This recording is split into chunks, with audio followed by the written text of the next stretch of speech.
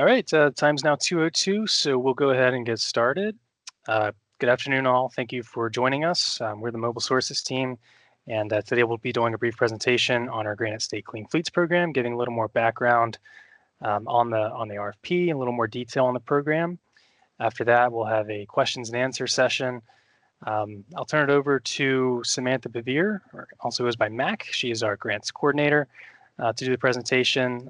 Joining us as well is Jessica Wilcox, who is the Tech Services Bureau Administrator in the Air Division. So Mac, if you want to go ahead and take it away. Thanks, Jack. It's great to see so many people from different parts of the state too. It's very exciting to see. So our program that we're going to be talking about today is our Granite State Clean Fleets program. So quick housekeeping. So the webinar is going to go till 3 o'clock. I apologize, the slide says 3:30, but it's going to go till 3 o'clock. But if anybody has any questions, we could probably go a little bit over that. All questions must be submitted in the chat. And then participants will be muted throughout the webinar. And then if there's any questions that need to be clarified, feel free to drop us an email at msgrants, and we can drop that in the chat as well. And we will that will be for questions that need any additional clarifications that that are a little bit more robust.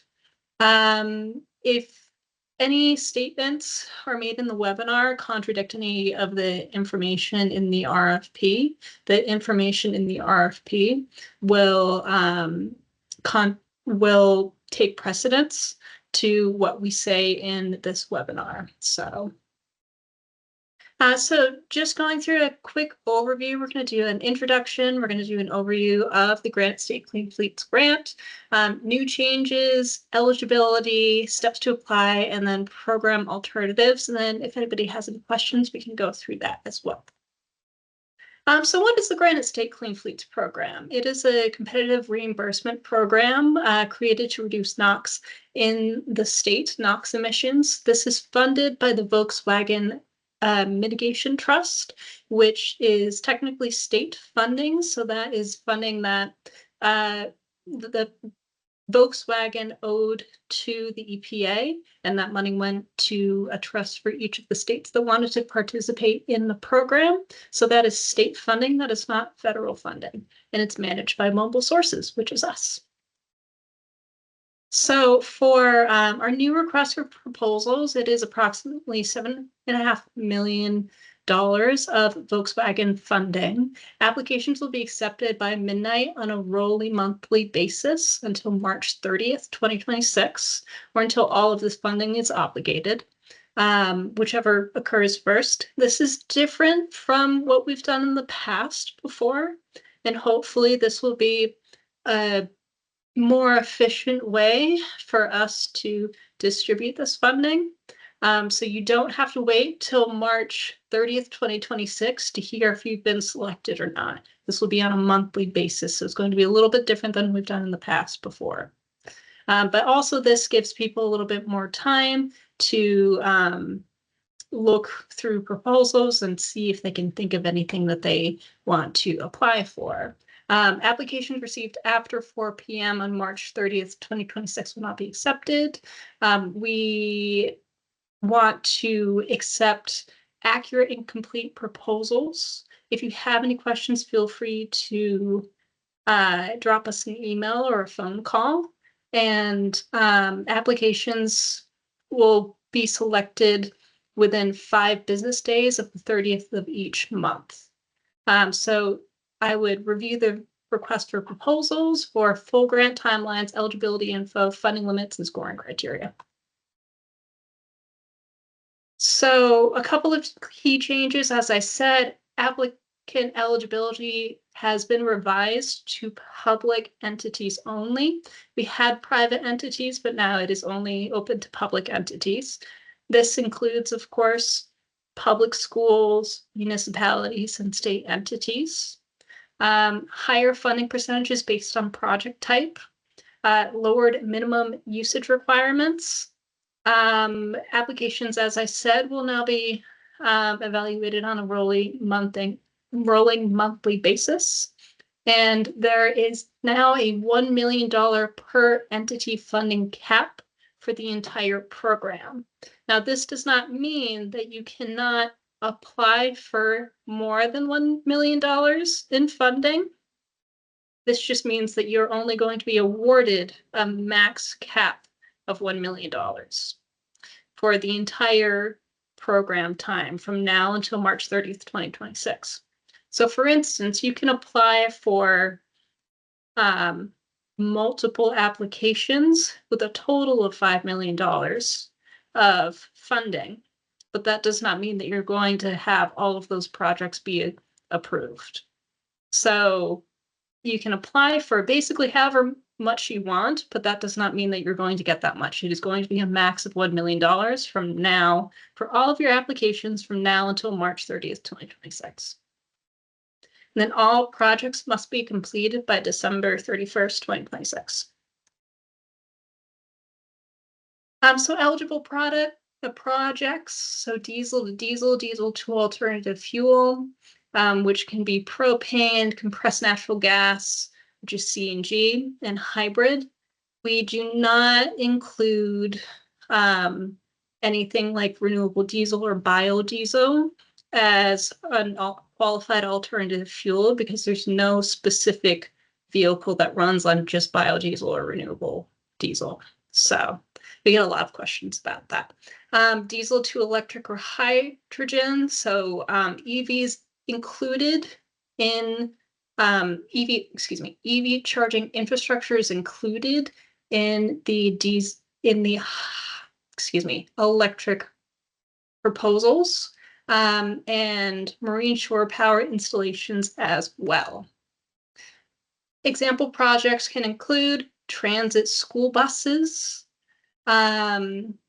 diesel engines, drayage, dump trucks, plow trucks, ferries and tug marine engines. So it doesn't have to be just on-road vehicles. It can be marine engines as well, refuse trucks, forklifts and cargo handling equipment, airport and ground support equipment.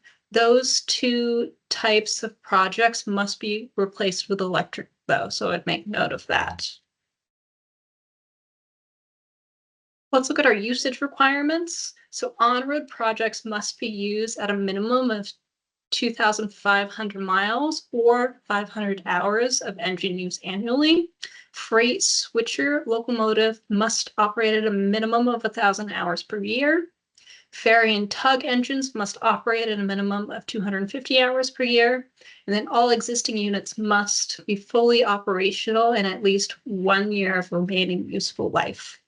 So you can't buy a unit and then switch it really quickly. And the whole point of the program is to reduce emissions. So for instance, if you have a unit that is really limping along and it's probably not going to make it to the next year, that unit would probably not qualify based on its whether or not that unit is operational or not, because the whole point of the program is to replace the emissions that that unit is spewing into the atmosphere, right? So we want to make sure that when we apply for these, that these units are able to be functional for at least 1 year, so we can replace those diesel emissions. One quick thing, Mac. I just want to Yes. add on for the minimum usage requirements. These should be from the last year of usage, so the most recent year. So if you're submitting an application in, say, September 2025, you're going to be looking at the usage that that truck or bus or marine engine was being used from October 2024 to September of 2025. So that most recent year that it was used, not an annual over the lifetime of the vehicle, but the most recent year. Thanks. So let's talk about how much we can reimburse. It's between 80 and 95% of eligible project costs, depending on the project type, of course. So the Granite State Fleet's reimbursement caps are for CNG, diesel, hybrid, and propane engines are $250,000 per unit. This is a reminder again that the max for the total amount that you're going to get for multiple projects is $1 million though. So this is for only one unit that you would get a cap of $250,000. Same thing for diesel, CNG, hybrid, propane, and marine shore power is $500,000 per unit. Electric, battery electric, hybrid, hydrogen, fuel cells projects is $750,000. And again, that per applicant cap for all of your projects is going to be $1 million. This is a really great table to show the differences between Granite State Clean Fleets and New Hampshire Clean Diesel. The reason why we show this is because people get confused about the differences between the program because they're super similar, right? They both replace diesel units with something that is more efficient. So this shows the differences between the funding limits and the different types of projects, of course. So diesel to diesel, diesel to drayage, alternative fuel, battery electric or hydrogen, and then marine shore power. So Granite State Clean Fleets currently has a higher funding percentage for this program. And then same concept here for grant opportunities. This is just a side-by-side for Granite State Clean Fleets versus New Hampshire Clean Diesel.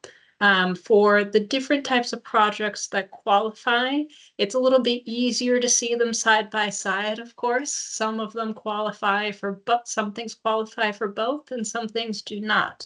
So that's just something to make note as you're looking for different project proposals. Oh, would this project work for this program or would it work for the other program? It's just something to think about for planning your proposals.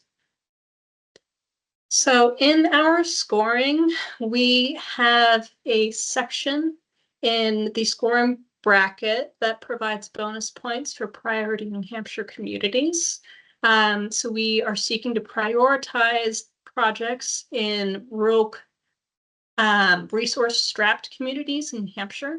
So these communities may be economically challenged or disproportionately affected by pollution. So this table shows the differences between how we categorize our priority communities. So priority 1 is within the New Hampshire communities ranked 1st to 50th in individual below poverty level percentage. So you get up to 10 bonus points for that. And then priority 2 community list is ranked 51 to 100 in individuals below the poverty level. So you get up to 5 bonus points for that. So essentially, if you're within a town that is in one of these lists, you will get a specific amount of bonus points. So that is something to consider too as you're applying. So steps to apply. 1, read the request for proposals or the RFP. That is on the website, and these steps are also on the website as well. You can scan the QR code to the Granite State Clean Fleets page to our website that will tell you all about this. So you want to read the RFP. That is basically the how to apply for the program and all of the guidelines and eligibility and stuff like that. Number 2 is complete the application. Depending on what type of project, we have 2 different application forms. So the A1 form is for unit replacement proposals, which a lot of people will probably need to do. And then A2 is for marine shore power proposals. If you have any questions, like I said, you can email MS Grants. So ms-grants@des.nh.gov, but you will also be submitting your applications via email to that address. So if you have any more questions, feel free to email us, but I highly suggest that you look at our Granite State Clean Fleets page and also read our FAQs, or frequently asked questions, to see if there's any questions that you may ask, but may already have the answer to on there. But we are still open to any questions that you need clarifications for. So, and I believe that is, one more thing. If you are not qualified for Granite State Clean Fleets, we are opening some funding under the New Hampshire Clean Diesel program, which I mentioned before. So what I would suggest you do is subscribe to our e-news if you haven't already, so that you are up to date on any incentives that could, be announced fairly soon. And then keep an eye on for potential New Hampshire Clean Diesel funding. These two programs, we try to design them to be very complementary to each other. So if you do not qualify for Granite State Clean Fleets based on your project type, you may qualify for New Hampshire Clean Diesel. So I highly suggest that you scan the first QR code to subscribe to e-news if you haven't already. And then scan the QR code to the Learn More, which goes to our New Hampshire Clean Diesel page. And if we produce new funding from that website will be updated with new information. If you're thinking about preparing proposals for that program, you can look at our old RFP on that page and use it as a resource, in our old 8.1 that is still on there, and use it as a resource, but with the caveat that things will change and that we will have a new application form and a new RFP. So just consider that as you're going through. So now that we've gone through the presentation, Jack is going to take over for questions. Thank you, Mac, for the presentation.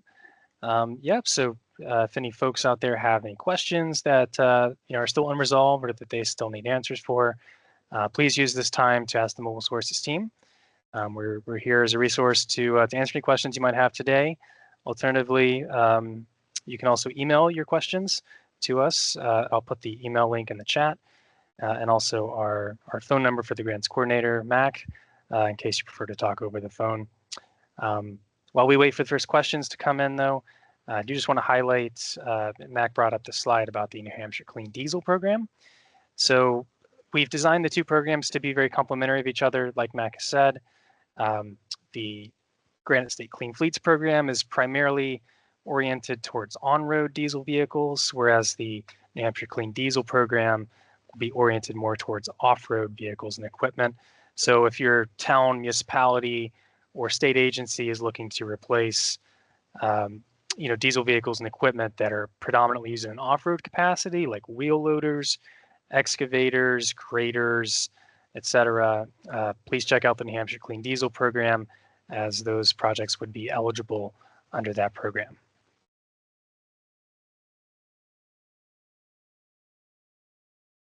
With that said, we'll just see if any questions come in, and we'll be here to answer them. So feel free to shoot. And if we can, let's try to put the questions in the chat first. Like Stephen, you have your hand raised. I don't know if you're able to put that in the chat, but if not, we can unmute.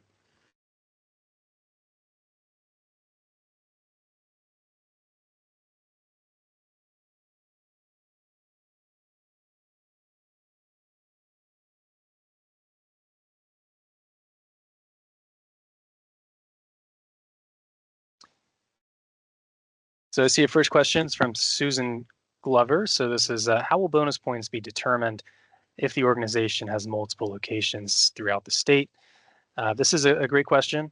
And so we typically look at, which locations are being served by the project. Do they predominantly focus in one area over another? And we try to weight that based on where the majority of the time is spent by the project vehicle. So we tend to ask for additional clarification questions or additional clarifying info if that isn't present in the application. So that's determined on a more case-by-case basis.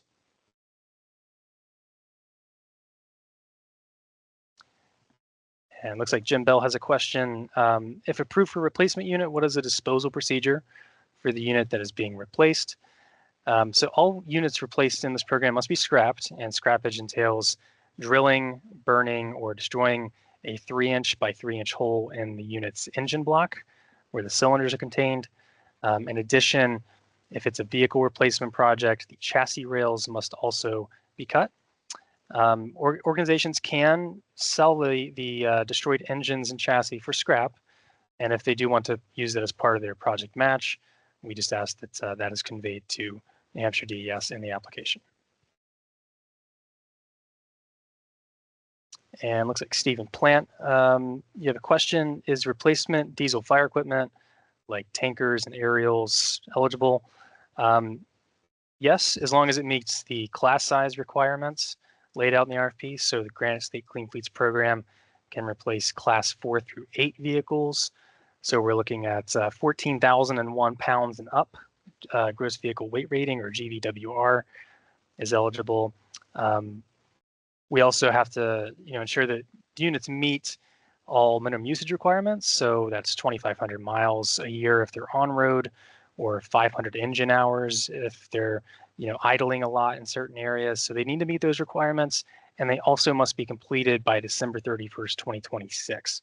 And so by completion, we're referring to the new unit has to be procured, the old unit has to be scrapped, and all invoicing and proofs of payment documentation submitted for reimbursement. So some projects can have a much longer time frame, extending out several years. So for eligibility purposes, we just need to make sure that the project can be completed by the end of 2026.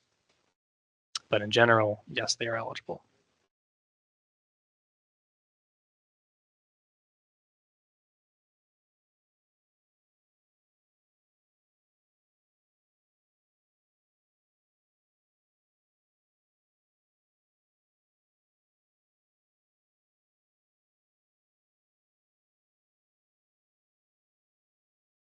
So again, if we can, let's put the questions in the chat. I do see a few raised hands. Stephen, I don't know if you have a follow-up to your question. If so, I'll unmute. If not, then let's see here. Okay, great. Thank you for clarifying.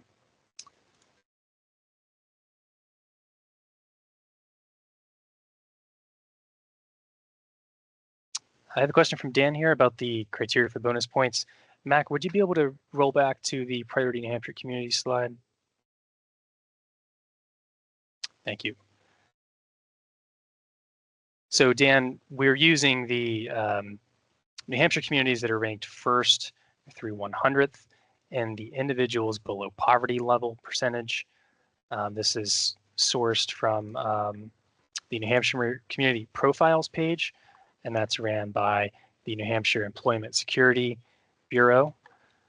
So we use that as a more, as a baseline essentially to see which resource-strapped or economically challenged communities may be eligible for bonus points.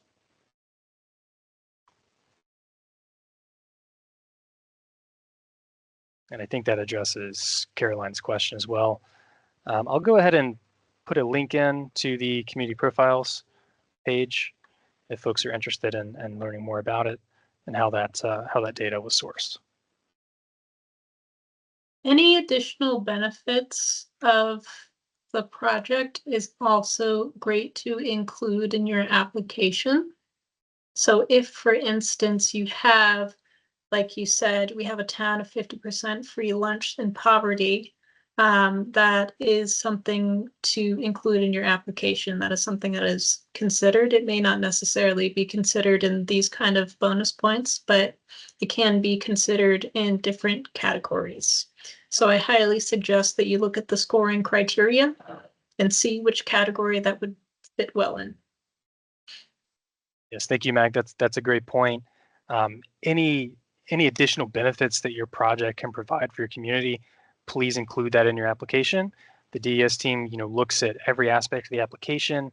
We try to weigh and consider all of the great information that you guys put in those applications. So please make them as detailed and thorough as possible and point out all the benefits that your project provides to your community. And another question from Steve, the slide deck will be available to download. We will be posting the webinar recording on our website, and any additional questions that are not currently in our FAQ document will be posted on there as well. You can reach out to us as well if you want the slide deck. We can take a look and see if that can be shared. So please reach out after the call or after the webinar if you'd like.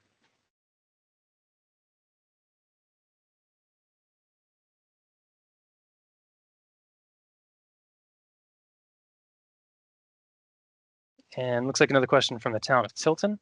Do we need to pay the cost of the replacement equipment up front and then seek reimbursement? Yes.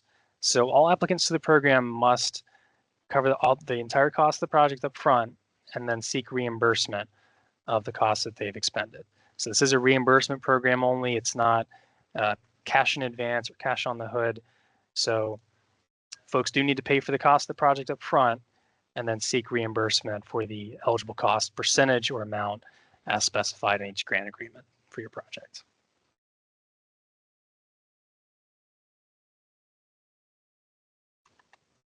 So I'm going to post the New Hampshire Community Profiles page, and this is for income and poverty, and this is where our Prairie New Hampshire community data was sourced from.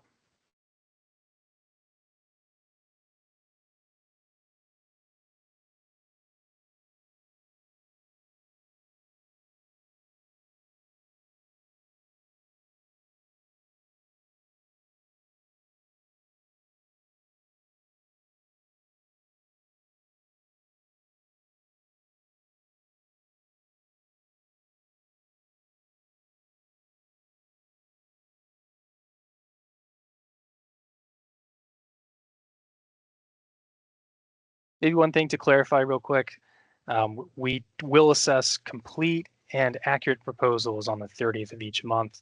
So if your organization submits an application that is not complete, or we need some significant additional follow-up information from your application, and we don't receive that by the 30th of the month, assessment of the application will roll into the subsequent month.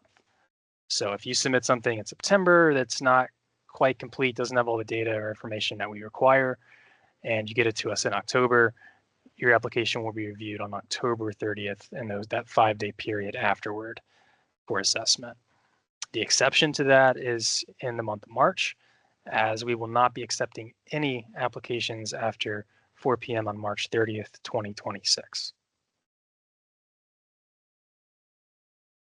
So while we encourage folks to certainly take advantage of this funding opportunity while it lasts, as it may be one of the final funding opportunities under this program, we also respectfully request that folks do fill out complete applications that require as little follow-up as possible. So all the forms on the application forms are requested, are required.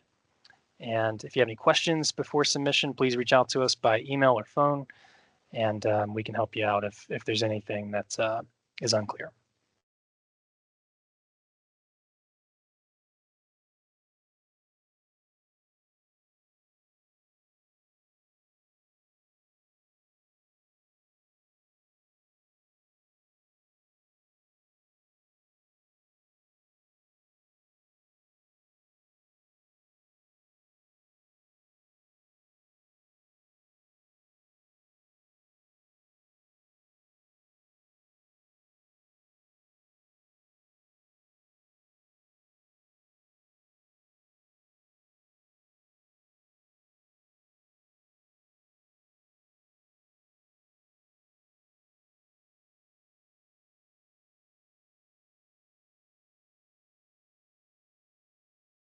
So we'll be here to hang out for a little while longer if folks have any more questions. So if they're out there, please put them in the chat. This is one of the best opportunities to have to ask your questions to the team. So.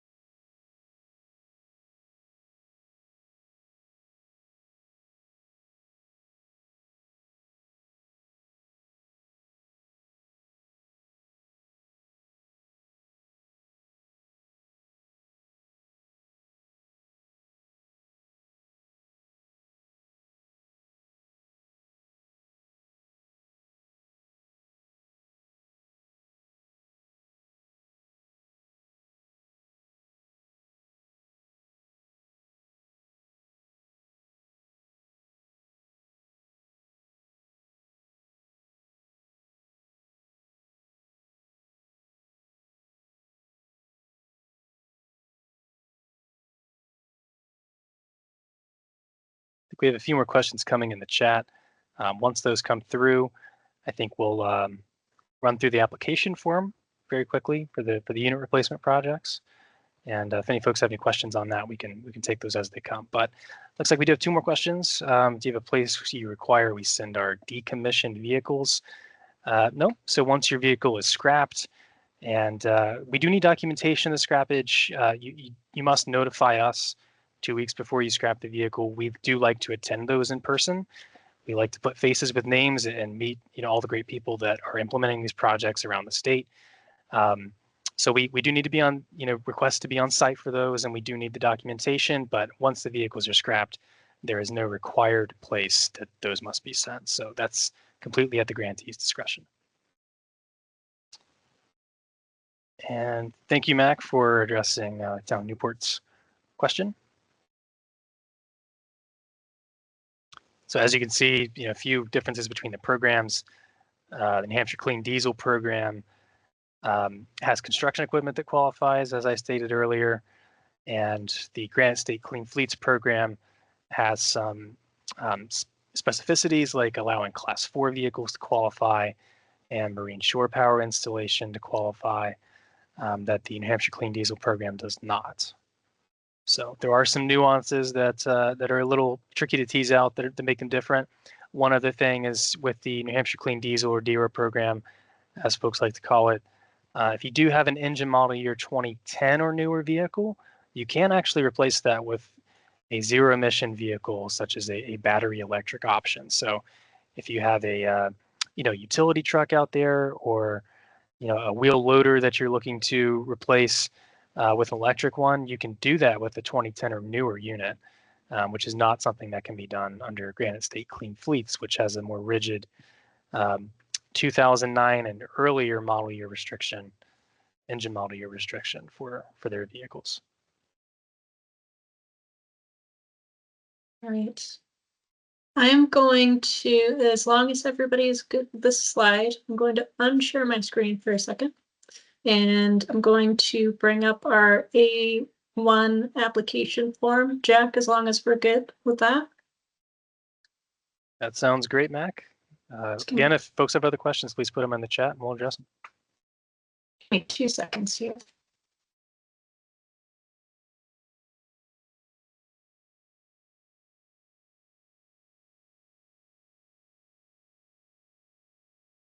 And I want to show it to the group this way, because we get a lot of questions about the application form. There's a tad bit of confusion on how it's formatted on the page, so I just want to show everybody where it is. So we've got our Granite State Clean Fleets program, the deadline, brief description, steps to apply. So our RFP, or basically the how to apply document, is right there. Our priority New Hampshire communities list is there. And then our appendix A1 or A1 and our A2 right here for the different types of projects. So for your application form, whichever one you choose, depending on your project, you are going to click the link to the form.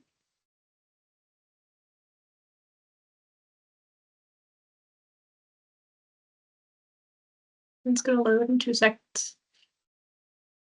It's Granite State Clean Fleet Unit Replacement Proposal Form. So you're going to download the mail-in form. That's something that confuses people a lot. So that just allows you to download our PDF document. And then you're just going to click that.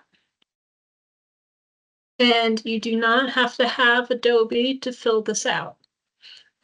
So you go through and you hit your check marks on your general requirements and various things like that.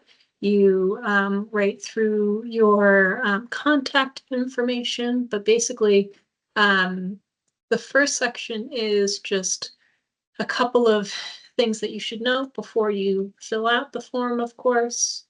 Your general requirements that you should be checking off to make sure that your project qualifies. So that's the purpose of this checkbox, or this checklist, essentially. If you would like to apply for a waiver request, let's say you don't fully meet usage requirements or something like that, that is what this check mark is for. And then applicant and project information. So basically we want to know who's applying for this, right? And how much is it? Are there any project partners? How much funding you're applying for? That's this first, or this section 2 here. Section 3 is we're comparing the existing unit with the replacement unit, right? So we need the specs of the current unit, the existing unit, and the unit that you want to replace it with, because we're comparing the emissions of these 2 units. So that's why these are side by side. So we want all of this information. And if you have any issues with trying to find this information, we might be able to point you to some resources to try to find it. But we want to make sure that our applications are as complete as possible. One thing I want to point out there, Mac, real quick. I'm sorry. The engine serial number is needed for the existing unit. You can find this on the engine tag in the engine compartment. Sometimes the engine tag gets lost through wear or just through the passage of time. So if you don't have that, please provide some other form of documentation around the engine serial number. Oftentimes you can reach out to the manufacturer and they can provide that to you, but that is requested on the form. So any issues, please reach out to your manufacturer and trying to get that. And the reason being is you could have like an old 1980 bus or something like that you've already replaced the engine for. And so we're looking at the emissions of the unit, right? So you could have like a 1980 bus, but you replaced the engine in 1990 or something like that, pick a year. And so that doesn't giving us the 1980 year doesn't give us an accurate depiction of what kind of emissions this unit is emitting, essentially. So that's why we do that, essentially. So, and then, class size. So this is just all specs. Some of these sections only apply to specific types of units. So on-road units specifically, non-road units specifically. So if you have a non-road unit, you're only filling out this lower section of the form besides the generic information up top. So if you have a non-road unit, you're not obviously filling out the on-road unit section or the marine engine specifications. Going through project description, this is a really great opportunity for you to look at the scoring criteria and see how your project is being scored, and use these long answer questions to really provide some substantial way of backing up your project. So for instance, like I said, if you have school kids, 50% of your school kids in your town take discounted lunches or something like that, this would be probably a good place for you to add that into a reason for your project to be funded, essentially. So we're asking about like your project overview, generally speaking, your project timeline. So we want to know how long is it going to take for this to get completed, essentially. Or potential for success. Have you done some sort of project like this before? Is this something that's brand new? So that's something for us to look at. Budget narrative. So we want to know where are these funds coming from? How much is it, like we said? So that's something that we like to know.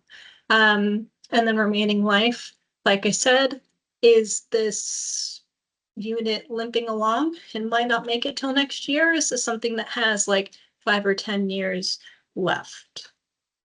Fuel justification. If, for instance, you can't replace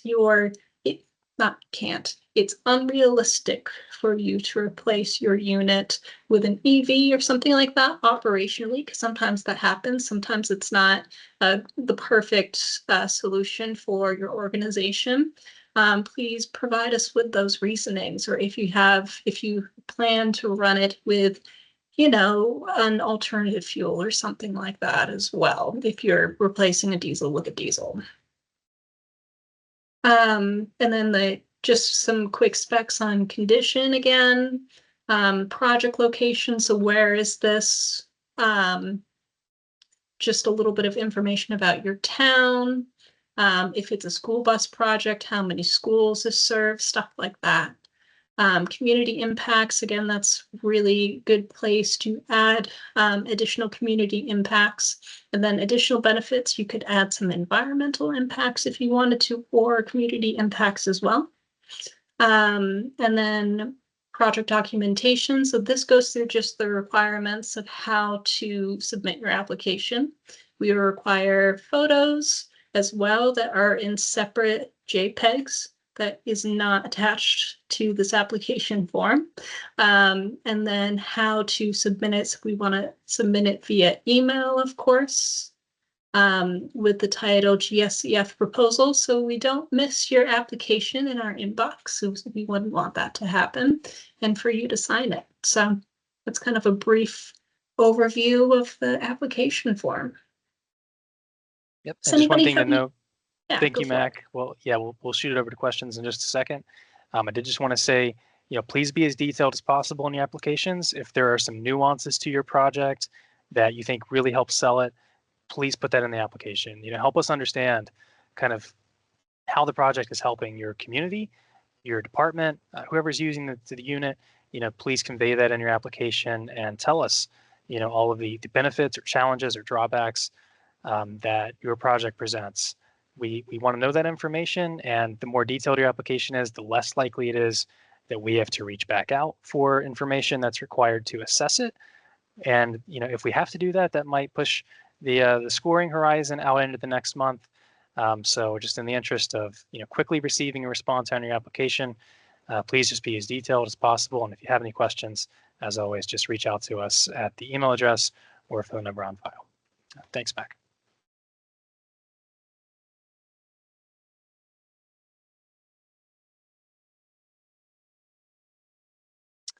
Yeah, we'll turn it over. If there are any more questions, we'll hang out for a few more minutes.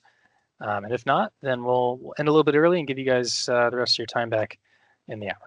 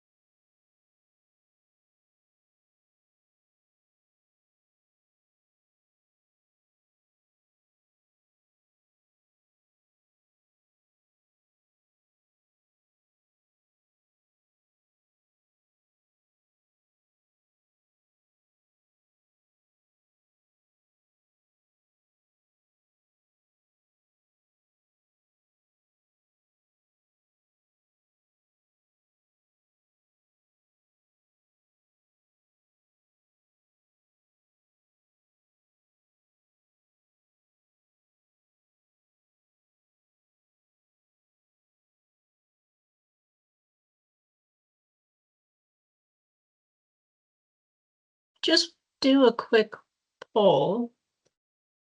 Did everybody get our e-newsletters? Is that how we found out about the webinar?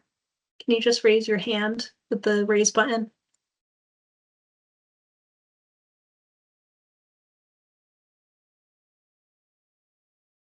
See a couple of people. Awesome. Nice. Okay. It's always good to see whether or not our emails go through. We send them out a few different ways. So it's good to see that the message is going through. So if you are not on our e-news, I highly suggest that you subscribe, and I will drop the link to the subscription website in the chat in 2 seconds.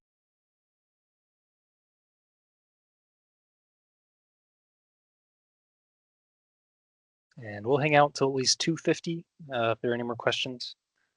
So now's your chance.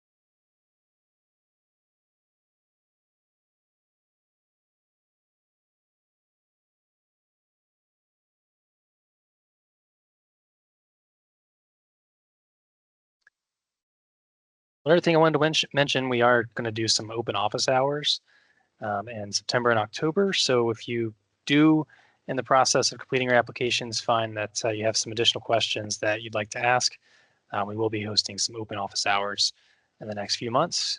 So that's an additional opportunity to ask your questions. If you want an answer sooner than that, feel free to email or call us. So.